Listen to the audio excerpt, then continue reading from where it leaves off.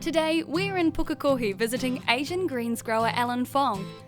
Alan grows a variety of vegetables and is going to talk to us about some of his favourites. Hello, I'm Alan Fong. I am a third generation Chinese Kiwi. Our family came from China originally, from a province called Guangdong. And from Guangdong we came from a region called Haiping. And Haiping has a Cantonese clan that encompasses Fongs and a few other surnames. They had an opportunity to move to New Zealand to work in the market gardens. They eventually ended up in Auckland, and back in the early 50s they ended up in Pukekohe, where we started vegetable farming with a number of other Fong relatives. We're here currently, and we've got a fourth generation coming through who love growing, and they will be carrying on this business to grow good healthy food for Kiwis in the future. We're in amongst a crop of gai lan, which is an Asian equivalent of the broccolini, or broccoli actually. And this is what a typical gai lan plant looks like. It's actually the center stalk, which is the prized part of the plant.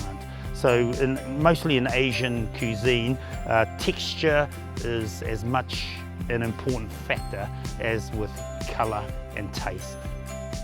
So the Shanghai Pak Choi, I named that because they originated in the city of Shanghai in China. And typical of the Shanghai Pak Choi is they have very green leaves and a green stem. Very popular, fast growing, sweet. You can blanch it, you can stir fry it, you can chop it up and even use it in a slaw. Very versatile, great eating vegetable. I'm here amongst a patch of what we call choy sum. And of course, choy sum in Chinese is choy is for vegetable and sum is for heart. The prize part is also the center growing stem, or the sum or the heart, what we call it. So very crisp. Predominantly this vegetable is blanched, right, very quickly, 2 to 3 minutes, and then it's either sauced as a side dish or amongst a complementary main vegetable dish. There is a bit of misconception out there about once it flowers then the plant becomes too over mature, but it is a misconception, and it doesn't affect the taste or the texture of the plant. So it's really easy to cook, really versatile, easy to manage, great eating vegetable. We're in a field of baby white pak choi, or the old traditional name was Canton pak choi. This is a dwarf type, so very similar to the Shanghai Pak Choi, but it originated in the old city of Canton, which is now called Guangzhou in China. So it's a white stem with very mid to dark green leaves. Also great for blanching, stir frying, or just adding to your 5-minute noodles. Little bit different texture to the Shanghai. It's got a much more crisp texture and a much more crunch in the leaves and the stem. Get it from raw to salads to cooked. 3 to 4 minutes and you're done.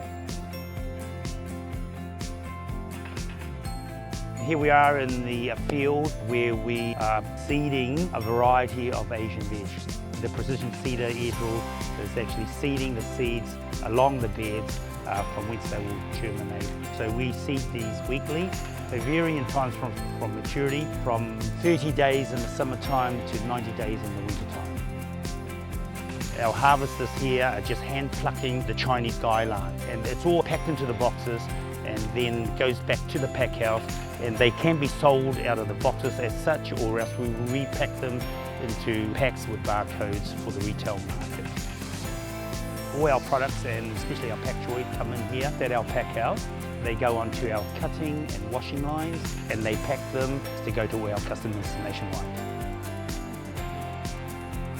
This grower is committed to responsible production practices through a program called New Zealand GAP. This involves third-party audits of the farm against standards for food safety, traceability, worker welfare, sustainable practices, and that the vegetables are graded to a quality standard. For more information and tasty recipes, visit vegetables.co.nz.